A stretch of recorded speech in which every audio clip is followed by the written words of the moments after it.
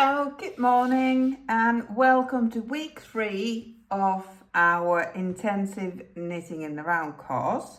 Today we are going to increase, I'll show you on this one. We're going to increase the thumb on our hand warmer and finish the hand warmer, the hand and the thumb. This hand warmer, I have knit it with the Friends Mitt pattern, but I've just omitted all the ribbing, so it's just curling at the end. So I just fancied a different look for this lovely 4-ply wool yarn held together with mohair. So these are the increases that we'll be doing to make room for a thumb. And this is how we will set them up.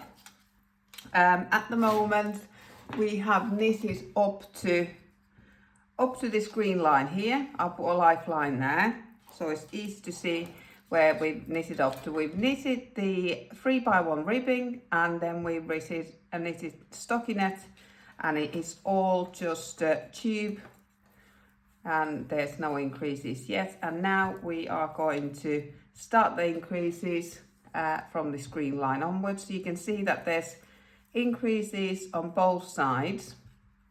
So what we will do, we will place these stitch markers in our work where we are at this green line. We'll place 2 stitch markers here, and then we will start increasing on the inside of each stitch marker.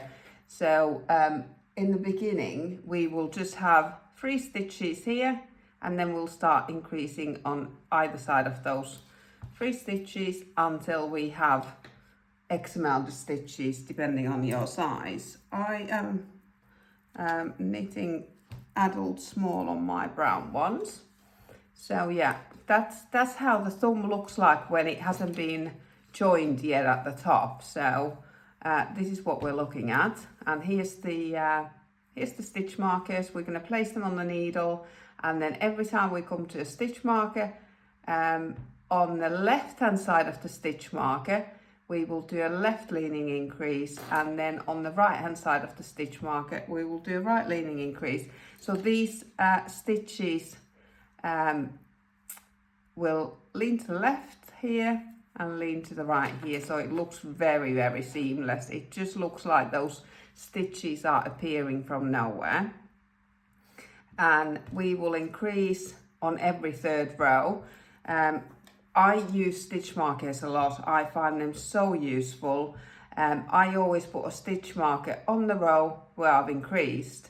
So if I put my work down and pick it up at any time, I will know which row I am on. So on every 3rd row is an increase row, and the 2 rows in between you just knitting the whole row without doing anything fancy. So let's start. So here's my stitch markers from the thumb there. So when it's joined together at the top there, that's how it will start looking like. So that is, I've got a few pairs on the go here. These are knitted as per pattern. So you've got 3x1 ribbing, stockinette, and then you start increasing for the thumb. But just to confuse things and mix things up a bit, I'm knitting quite a few of these hand warmers, so I do like to mix things up a bit. Yeah, on this one I just cast on using long tail cast on, and I think I purled 1 row, knitted the rest, and then at the end I purled 1 row and cast off in knit stitch. Same with the thumb, and it created a lovely little bit different style. But this one that I'm knitting on, it's adult small, and I'm knitting it exactly to the pattern. I have measured my work there, and I have 4 rows left to do, so this is all the stitch marker is marking for here.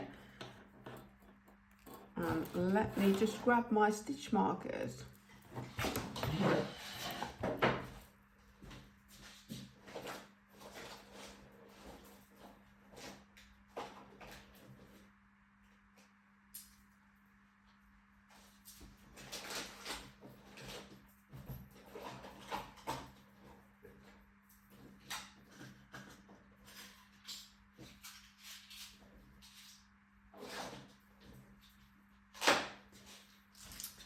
sorry about that. I thought that was more organised than this. I must have left my other locking stitch markers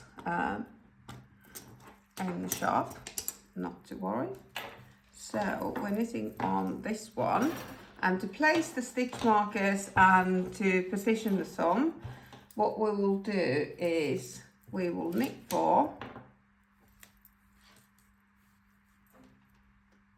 2, 3, 4 there, and then we will place a stitch marker and then on the needle, and then we will knit 3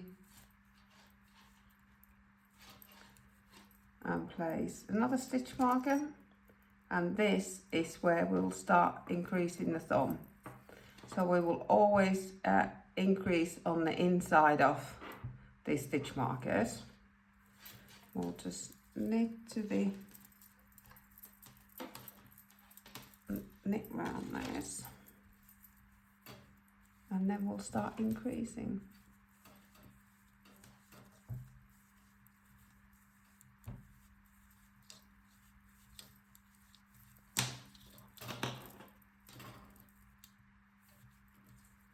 So I'm pushing the needle in at the front and pulling it out at the back to knit on magic loop. I always push the front one in first and then pull the back one out. It's just so that I wouldn't lose the position of the loop there.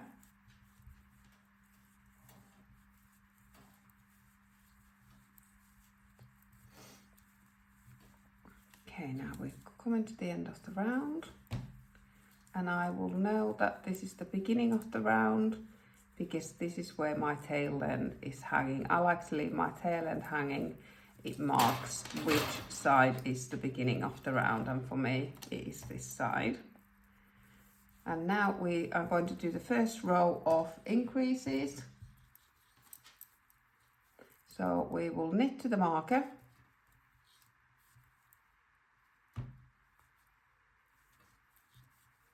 then we will slip the marker from the left needle to the right needle so that the position of these increases will always stay the same.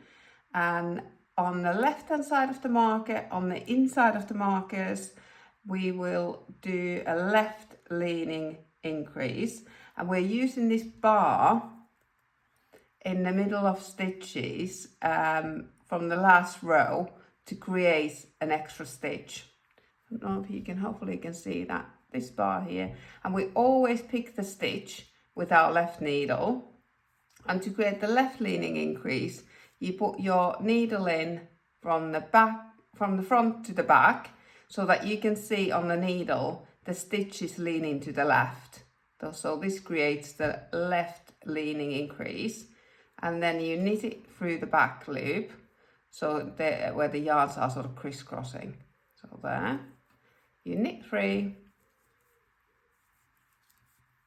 and then on the right hand side of the marker you're doing a right leaning increase, and you will create that by putting your needle in through the back of the loop there, and now you can see the stitch is leaning to the right on the needle, and then you knit it through the front. That's your right leaning increase. And now I will just knit to the end of the round, and normally at this point when I've done both increases I will put a locking stitch marker on the first stitch here so that I know that was my increase round. So if I put my work down now, answer a phone call or anything, I will, when I come back to it, I can just look at the beginning of the round and I will know, right, okay, there's a stitch marker there. That means I'm on an increase row, and I have already increased because I've gone past the stitch markers, and now I just need to knit to the end and knit 2 rows, and then I will do another increase row. Yeah, I'm knitting the adult small, which is the middle size, I believe. So I will need to do repeat the increases 6 times. So I will have an increase row, 2 knit rows, increase row, 2 knit rows. So I will do that repeat of an increase row and 2 knit rows 6 times. So let me just do the 2 knit rows. So on the next 2 rows I will just slip the markers and just knit round without any increases, and I'll come back to you after I've done that and I will show you the increases again. Okay, I've done 2 knit rows after the increase row there. So you can see on this V here, that was my increase row, and on top of that V there's another 2 rows. So now I know I'm again at the increase row. So I will push my front needle in and pull the back needle out, knit to the marker,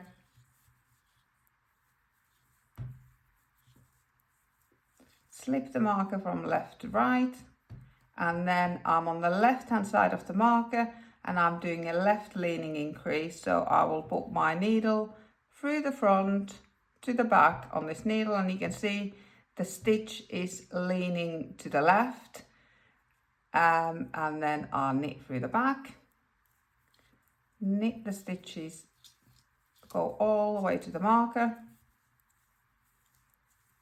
and now I'm on the right hand side of the marker and I'm doing the right leaning increase. So I will pick the yarn up from back to front, and now you can see the stitch is leaning from left to right and I'm knitting it through the front, and that is the right leaning increase. And again, when I've completed both increases, I'm putting another stitch marker there so that I know this was my second round of increases, and I will finish knitting this round all the way to the end. Turn the work, I push the front needle in, pull the back needle out, and off I go. And I'll give it a nice little tuck there where I'm rejoining the back and the front. Not too much, just right. It takes a little bit of practice to get that corner just right, so it's not too tight and not too loose, but you will get a feel for it pretty soon. You don't want any laddering, but you don't want it to be too tight either. So I'll finish this row and I will knit another 2 rows and I will come back to you and show you those increases again. Okay, that's another 2 rows knitted. I just knitted, slip the stitch marker from left needle to the right and knit it round for 2 rows. So now, oh, I've only done 1 round. See, that's how easily you lose count. There's my stitch marker, that was increase row, and now I'm on the first stockinette row there, so I need to do another row. That's why I definitely need stitch markers. I lose count, so I'll just show you how I just slip the stitch marker from left to right and carry on knitting all the way across. So this is my second row of knitting. I lost count there. You probably won't need those locking stitch markers if you can count to 3, but I clearly can't, so I find them very useful.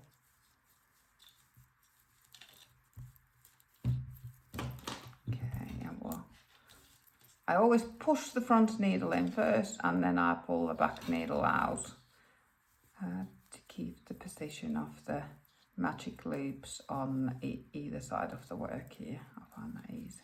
And also, with me being a continental knitter, I tend to have my pinky through the loop, especially at the point when I'm turning, so that I won't lose the magic of the loop.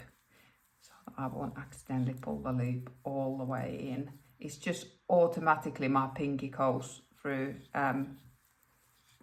inside the loop. I did try to knit English style, but I need my pinky for tension in my yarn, so I couldn't do that English style.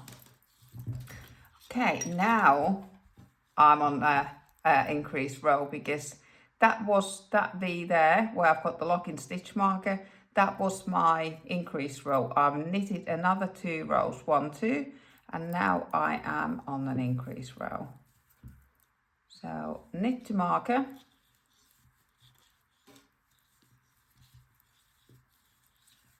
slip the marker, and on the left hand side of the marker we're making a left leaning increase, so we put in our yarn through the front to the back, and now you can see the stitch there is leaning to the left, and we're knitting it through the back and then knitting across. If you forget which way round is left leaning and which way round is right leaning, just look at the position of the stitch on the needle.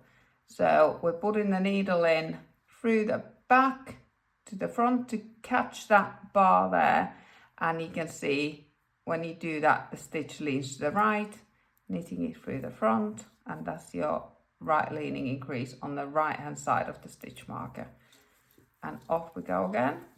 The rest of the row is plain knitting and another 2 rows, and we'll just continue doing this until we have done 6 increase rows, followed by 2 rows of stockinette after each increase row, and then we are ready to split the thumb from the hand. And let me just knit to there and I'll come back to you then. I got a bit carried away there. I should have increased on this row, but I was just knitting. I was in a bit of a trance there, and I knitted the row without any increases. So I can't even count to 3. But I thought I'll use this opportunity to show you how I think back. If I've just got a row to go backwards on, what I do is I pull the yarn tight so that I can see the previous stitch opening up there, and I put my needle through that stitch and I drop the new stitch, and this is how I think back. If I just need to go backwards, pull the yarn so that the previous row stitch opens, so put my needle through there, and I'll go back to where I should have increased. But this is a handy way of keeping the stitches secure while you are removing a row. So I'll go back to that first stitch marker, because that's where I should have increased, but I just carried on knitting in my happy little bubble. There we are. So we're back to the first stitch marker. We are on the left hand side of the stitch marker, so we're doing a left leaning increase. So we're putting the needle through from front to back, and you can see the stitch is leaning to the left there, knitting through the back, knitting across the thumb gusset there, and when we come to the stitch marker we're doing a right leaning increase because we're on the right hand side of the stitch marker, so we're going from back to front, we're picking that bar up in between stitches, we're knitting it through the front. There. And now I'm just going to knit that one to secure that stitch marker, and I'm going to put another locking stitch marker there to know that this was the increase row and I did remember to do the increases, and I will just continue to I need to do 6 increase rows, so I need to see 6 stitch markers here, so I'll just continue doing that, and then I'll knit another 2 rows, and then I'll come back to you to separate the thumb from the hand with you. Okay, now I've completed the increases, so I've got 1, 2, 3, 4, 5, 6 increase rows here for my size, and then each increase row is followed by 2 stockinette rows, and you can see how beautiful that increase is, because the stitches from here are leaning to the left and stitches from here are leaning to the right, so it just looks like they're appearing from nowhere. It just creates a very, very neat increase. And this is how you would, if you were knitting a top-down raglan jumper, this would be the raglan increases and this bit will be your sleeve. And this is exactly how you knit a top-down raglan using similar increases. There's many different increases you can use, but this is a very neat one. And now we're going to separate the thumb from the hand. So we're at this point here when the thumb becomes separate and the hand carries on here. So I'll show you how to do that.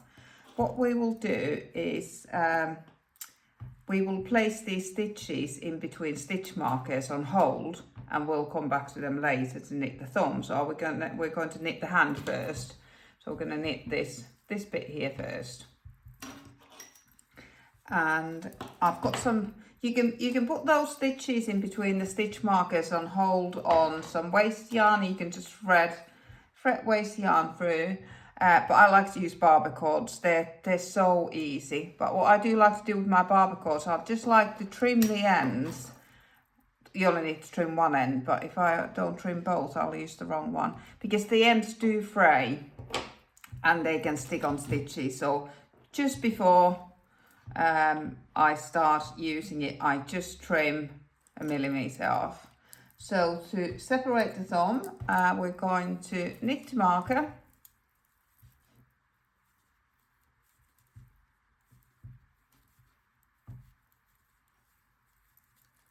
remove the marker, and then place these stitches on, in my case, on barber cord. Where's the last one there? There we are. I'm going to pop it off and then remove the marker, and I'll just tuck these ends of the barber cord on the inside of the hand warmer so they don't get in the way. There. And there's the thumb stitches waiting for us to come back to them. Okay, and now we are going to cast on 3 stitches using a backwards loop method. You just use your needle and your thumb, and you just create a little loop with your thumb and you just pop them on the needle. So there's 3 extra stitches there, and then you knit to the end, and now we have got the same amount of stitches on the needle as we had when we began, because if you remember here, we put stitch marker on either side of 3 stitches, and now we still got those 3 stitches on the hand, but we also will have them on the thumb. Okay, so we knit to the end,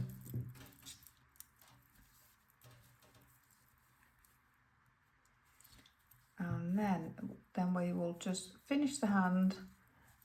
We'll do a few rows in stockinette stitch, and then a few rows in 3x1 ribbing, depending on your size, and then we just cast off in pattern at the end. So we knit the knit stitches and purl the purl stitches and pull them over. Okay, so this first row, we've got these new stitches on the needle here, so we just literally knit across them and just completely ignore that thumb being there. So here's the first 4, and this is where our stitch marker would have been. It looks a bit big, that strand of yarn there, but they will do. We'll settle down and we can jimmy them with our tail ends then. That's it, and that is the homework to complete for next week. So just finish knitting this hand, few rows of stockinette, few rows of 3x1 ribbing, cast off, and then next week we'll pick up the thumb and finish the thumb. I'll just finish this row, and then I can put my needles down and we will move on to casting on slow morning socks, 2 at the time. Okay, so that is my homework for next week, and there you can see the thumb is starting to take shape there. There's your hand, there's your thumb, it's all separated, it's all very neat, and it's not getting in the way of your knitting because I've tucked the ends of the barber cord inside the hand warmer there. Yeah, very happy with that. And let's move on to the socks. So we're knitting the slow morning socks. Here's some very tangled up pair of socks that I prepared earlier. I just want to show you how it looks like when you're knitting 2 socks at the time, how it looks on the needle before we cast on. So hopefully the cast on will make a little bit more sense then. Okay, so what I like to do when I'm knitting 2 at the time is I have yarn, I separate the yarn to 2 balls.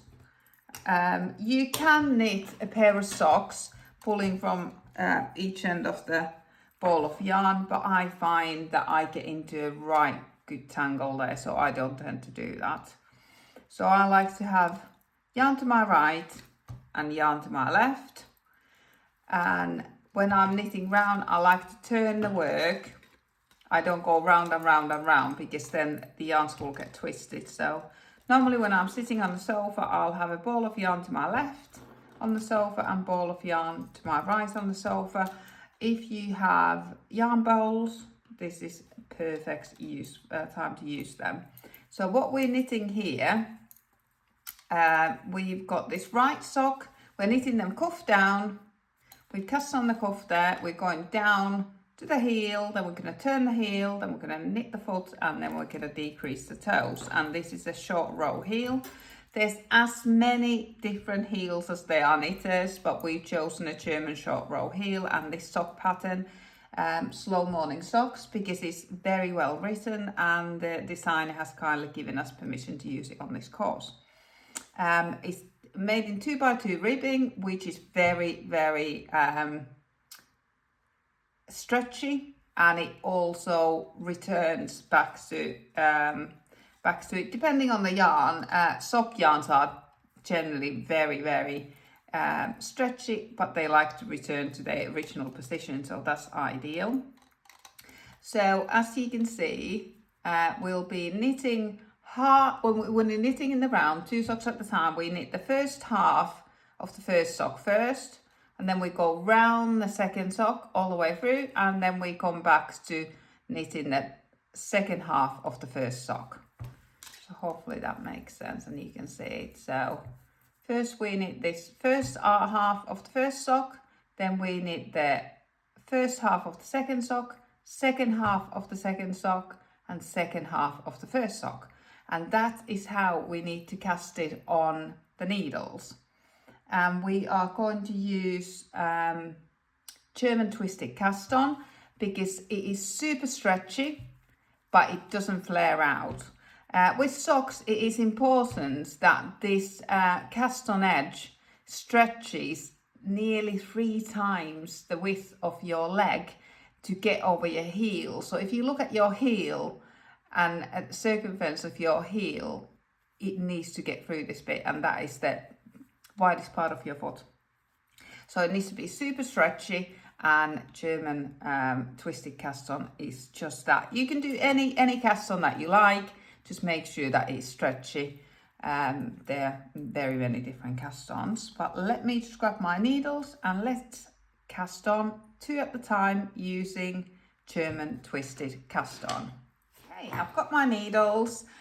This pattern calls for 3mm needles with 1 meter long cable, and that is a nice length to have because you need the turning room to turn round. So 1 meter long cable, it is perfect to go round the socks. So we're going to start German twisted cast on, and we're going to cast on half of the first sock to start with. And to measure the yarn how much we'll need, we'll just wrap the yarn 10 times round the needle. 2, 4, 6, 7, 8, 9, 10. There's my 10 stitches, so I need about that for 10 stitches. And on this one I am knitting the adult size 2, which is 52 stitches, so I just need to times that length by 5 there. And we're going to start in the middle of the yarn here. There we are. So we're going to start in the middle. You can make a slip knot to start, or you can just twist the yarn around the needle. And we are using a slingshot position, and the tail end of the yarn is towards you over your thumb, and then the working yarn is over your pointer finger, and you tension in the yarn on the rest of your fingers. And to do the German twisted cast on, you go under this crisscross through the triangle there that the crisscross creates, and you go over to the back and grab the working yarn, and then you come back the same way you came in through that triangle there. You go down and you let the yarns go and you tighten. So under the crisscross, through the triangle, grab the yarn, go back down through the triangle opposite where you came, down, and tighten the yarn.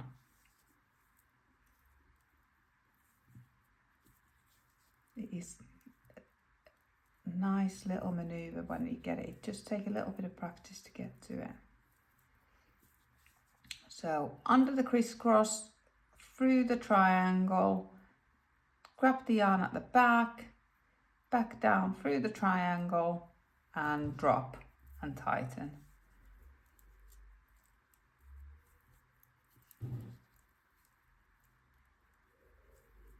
Creates a lovely edge. It nearly looks like stitches going the opposite way now.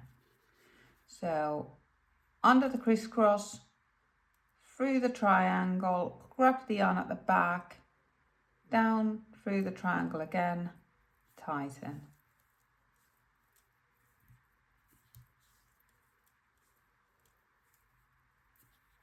So under the crisscross, through the triangle, grab the yarn, take it back through the triangle again. And we will cast on half of the stitches, first half of the stitches for the first sock.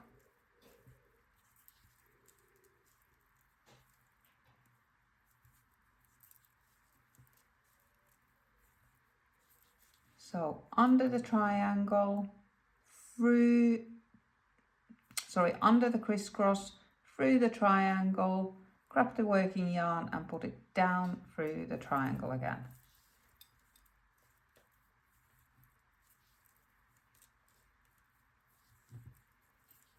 And my pattern calls for 52 stitches, so I'll be casting on 26 stitches to cast on the first half of the sock.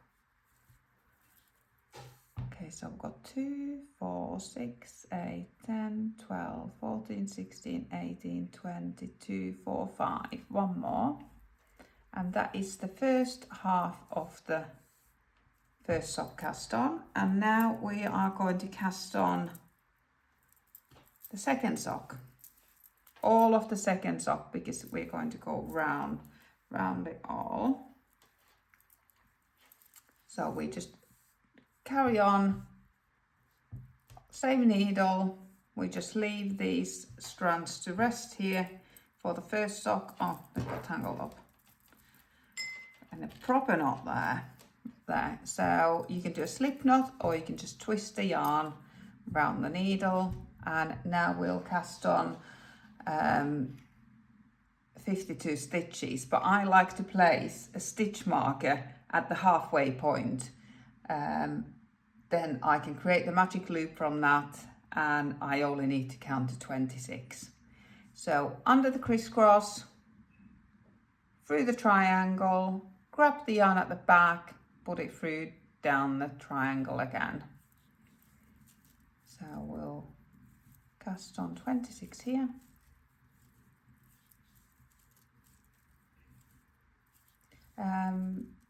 Before YouTube, knitting was very, very regional. People in the same region used to knit the same way because the skills were passed down generations. My grandma and my mum taught me, so I would knit how I was taught, and I didn't even realise that there were different ways of knitting until I moved to the UK to work as an au pair at the age of 19, and the mum in the family knitted, and first time I saw her knitting I said to her, "What is it that you're doing?" It was English style knitting was so different to my Nordic style knitting that I just couldn't understand why you would do it like that. But yeah, it is very regional, and this cast on is called German twisted cast on, and it is also called the old Norwegian cast on. So I don't know where it originally came and how it spread from Norway to Germany or Germany to Norway. I would have, if I was going to hazard a guess, I would have thought maybe the Vikings brought it to Germany, or maybe knitting, maybe it was way before, but this is the German twisted cast on. There is that extra twist there, so that's where it comes from.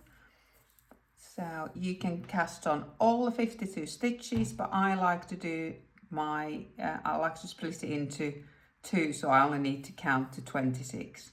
2, 4, 6, 8, 10, 12, 14, 16, 18, 20, 2, 4, 6, 8. So I've gone past, so I'll just drop 2.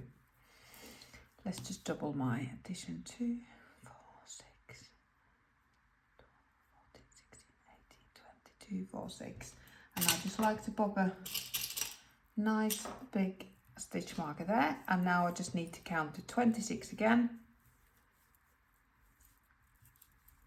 And then the second sock is cast on. So under the crisscross, through the triangle, grab the yarn and go down the triangle again, drop and tighten. And when you get into the flow, you don't really want to be interrupted, you just want to cast them all while you're in the flow, because it has got a nice rhythm to it. Got a bit of a knot there. So you can easily get distracted there by knots and by all sorts of things. But we've only got to count to 26, so it's not too bad. And if I'm casting on like 200 stitches for bottom of the jumper, for example, I place one of these markers every 20 stitches. So I only need to count to 20, and then I can just do multiples of 20 so that I don't lose count.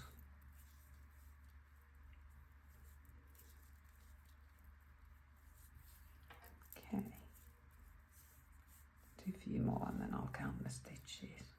I do normally count as I'm casting on, but speaking, casting on and counting is not coming to me this morning. Not all at once anyway. Right, let's do that and see how many we've got here.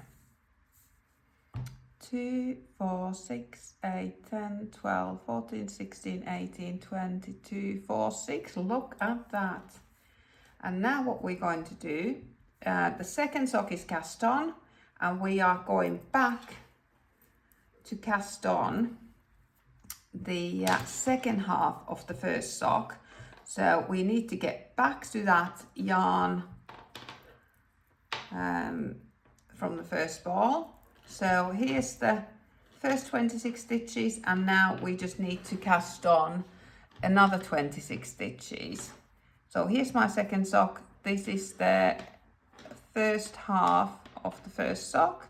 So we place the tail end over your thumb and the working yarn over your pointer finger. And this first stitch is really tricky. So we go under the crisscross, through the triangle, pick the yarn and go through the triangle again and tighten. Now you can see we're turning back, we're going in opposite direction now because we're creating that magic loop.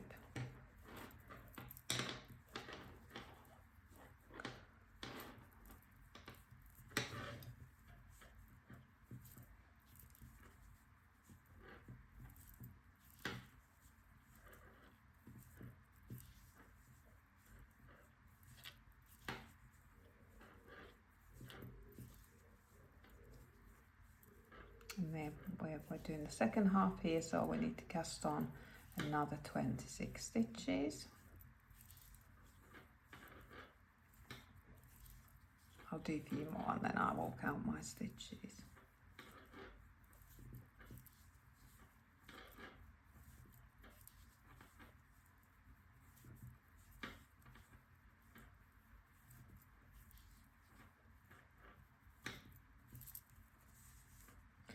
Two, 4, 6, 8, 10, 12, 14, 16, 18, 19, 20,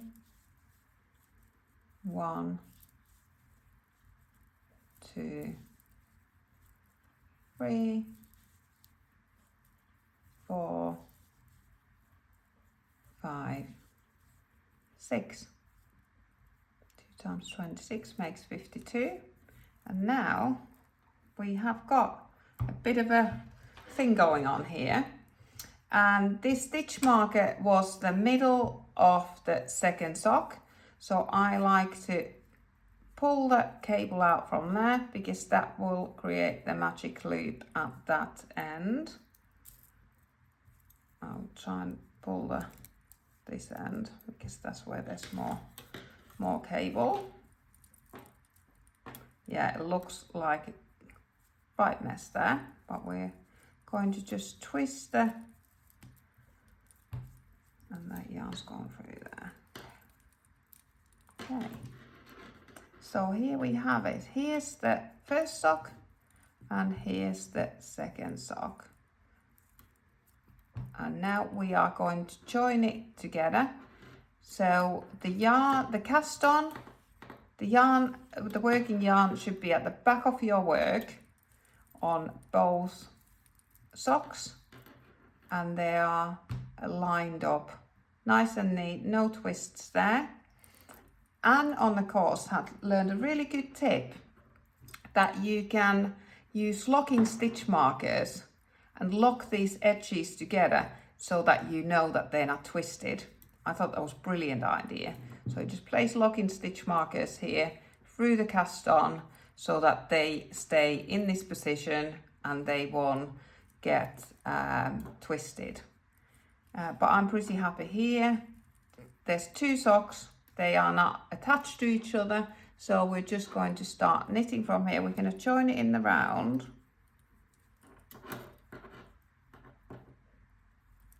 Okay, so we're going to push the front needle in there, and we are going to pull the back needle out. And at this point, to be honest, I'm known for knitting with my tail end, so I like to cut my tail ends to about 6 inches so that I can clearly see that that is the tail end, and I'm not to knit with that because I will very quickly run out of yarn. But I like to leave about that sort of tail end so it's easy to weave in at the end. And when you're knitting in the round, whether it's two at the time or 1 at the time, always make sure that your yarn comes up in between the needles, not behind the needle or in front of the needle, but right in between. Because if you go either side of the cable or the needles, it can easily create an extra stitch. So always go straight up in the middle, pull the needle out at the back and knit into the first stitch. I find that the right first stitch, I do find it easier to go through the back of the loop because how it's twisted. So the first one, knit and give it a good tug, and the second one's knit and then purl 2.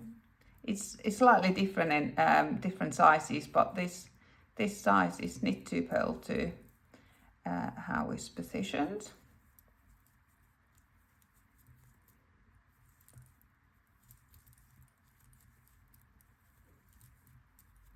Some of them, some of the sizes split the knit and purl columns on the ends, but this is just knit 2, purl 2 on either side. So you do exactly the same. Don't let my style of knitting distract you. Just concentrate on the position of the needles, the loops, position of the yarn. I've got one ball to the right, one ball to the left, and I like to keep it that way, otherwise they get tangled. So this 26 stitches ends on 2 knit stitches. So when we start on the back, we need to remember to start with 2 purl stitches. Right, this yarn is a little bit tangled here. Our stitches aren't twisted, but this yarn has wrapped itself around this cable, so we just unwrap it so that it's coming straight up in between the needles, not wrapped around anywhere. And this tail end has got a bit wrapped around as well, so I'll just remove that because otherwise it might look like a stitch there. So the tail end goes straight down and the working yarn goes straight up. Now we're going to start knitting with this. So we're going to drop and push this first sock aside, and we're going to start with the second one. So again, the very first stitch I knit through the back loop. It's just how it's done on the needle. So knit 2, purl 2.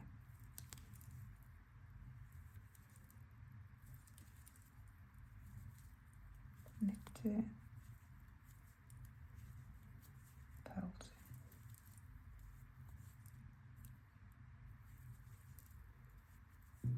Knit 2. Purl 2.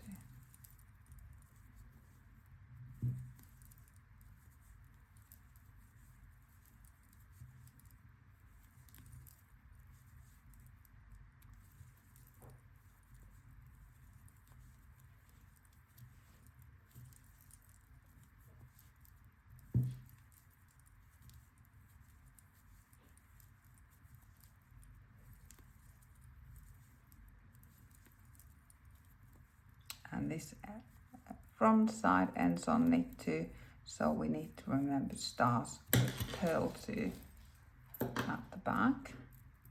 And I just literally turn the work, and then when I come to the end of this side, I'll turn my work the other way.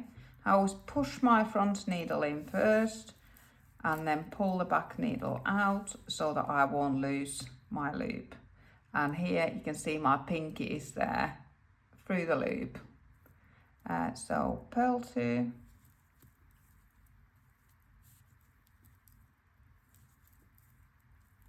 knit 2, purl 2, knit 2, purl 2, knit 2, purl 2, knit 2, purl 2, knit 2. And if I've cast on the right amount of stitches, I will end up with purl 2. If it's anything else, I've cast on the wrong amount of stitches, or I've mixed up my knits and purls at some point. So yes, hey, I have finished that second sock with 2 purls. Now I drop these yarns and I work with the yarn for this one. So always make sure that you don't knit across with the wrong yarn. It can easily happen. So the yarn is coming straight up, and we can start with purl 2.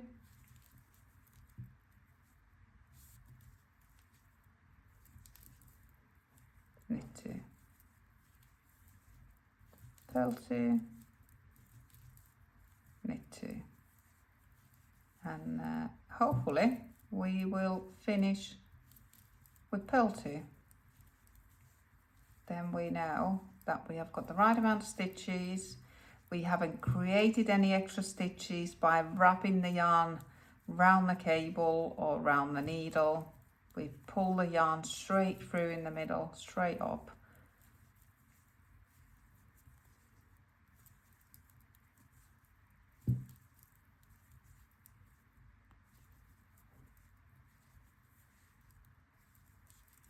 Yay, I have got last 2 are pearls, so we are all good. And now I'm literally going to turn the work the opposite way, so that my first sock yarn comes out from the right and the second sock yarn comes out from the left, and there is definitely a gap there. I haven't knitted them together, and this, you can see that there's a big strand of yarn here. It is hard to get it super tight, and as you can see, these 2 stitches have tightened around the cable. They're not round the needle anymore, so this extra yarn, that's where it has come from. It will settle, and then when we come to weave this end in, we can sort of help those stitches to settle even more, and we can just pull them tighter if they're not to your 100% satisfaction. So again, we're pushing the front needle in, pulling the yarn straight up in between the needles, and then pulling the back needle out, and then it is knit 2, purl 2. And we do this for 20 centimeters, or however long you want your cuff to be. On this pattern, it's a folded cuff. It's a super cozy winter sock, and to create that fold you need 20 centimeters of 2x2 ribbing. But you can make this cuff part however long you want to make it. You can make knee-high socks if you want to. If you do that, you might want to consider some increases for your calf, but if you do mid-calf to 20 centimeters, to shorties, some people like shorties, just wear inside slippers. So however long you want this bit to be, from the top of your, this goes all the way to the top of your heel. So if it was these socks, that would be the and then we would do the heel turn here, so that would be the height of your cuff there, and then we start turning the heel. So as if you want to knit it as per pattern, it is 20 centimeters of 2x2 ribbing, and really tuck that first stitch there to get it nice and tight, and round and round we go for 20 centimeters, and you will be knitting both at the same time, so they'll be both exactly the same. I will, when I get to an inch, I will place a stitch marker there. I will count how many rows my inch is, and then I will knit until I've got 8 stitch markers, 8 inches. I'm from Finland, but I quite confidently completely mix up metric and imperial. So in knitting, I really like using inches, but anything else, I'm totally metric. But I don't know, inch is just such a nice length to measure. You feel like you're getting some work done, but it's totally achievable. But if you were measuring it every 1 centimeter, for example, it's I don't think it's quite as accurate, because it is just 1 centimeter, and then you will be putting stitch markers in so often that it takes time to do just that. So yeah, inch is a nice measure. So 20 centimeters, 8 inches. Measure it however you like. It was quite fun last night actually. Both me and Debbie had knitted loads of practice socks to knit on and practice knitting on the round, and we mix and match them. So let's say the first sock would be a blue one and the second one would be a red one, so that it was easy to see that you wouldn't knit across here, that there were 2 different colors. And we had knitted them to 7 inches, so that there was 1 more inch to practice before the heel turns. And it was quite an eye-opener how many different lengths 7 inches comes in. Yeah, there was quite big differences. So I don't know, maybe we had stretched them while we were measuring it, but yeah, it was interesting. But they were mostly 7 inches. There were some shorter where we must have stretched it while measuring, and then it had bounced back to its original overnight. Right, so now now my yarn is coming from this direction, so I'm just literally turning the work so that the yarns return to same position, and I always turn the work like that so that I'm not twisting the yarns round and round, because they will get into a knot eventually. And I always like to pull my yarn from the middle of the ball, but that is completely personal and whichever way you do it. But if I'm pulling it from the middle, you may have noticed that my balls aren't rolling at all, they're staying in position. And if you have a yarn bowl, I would use 2 yarn bowls at this point, 1 for each side.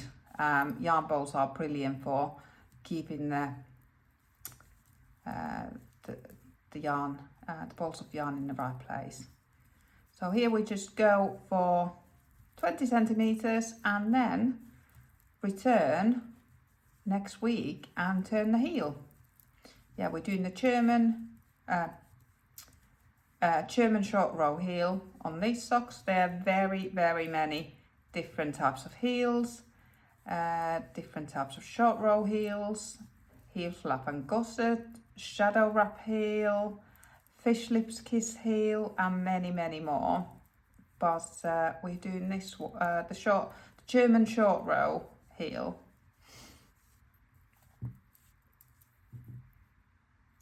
That is my go-to. But all our feet are different shapes and sizes, so it is good to try different heel constructions to find the one that fits you best and to find the one that you enjoy knitting the most. Here we just go round and round both cuffs until we've got 20 centimeters. So I'll just finish this row and then I'll let you go and I'll let you get on with your knitting ready for next week.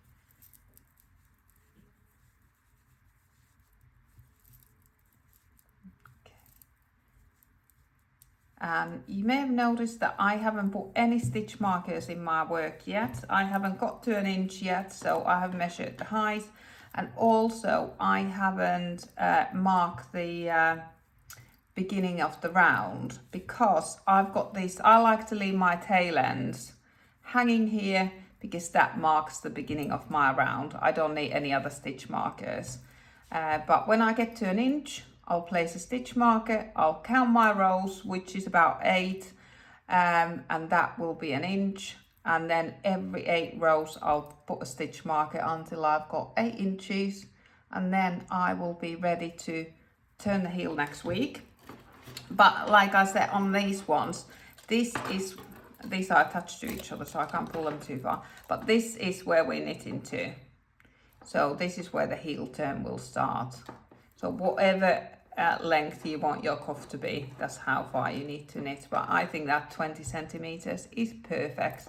Then you'll have room to fold it over. But yeah, enjoy and see you next week.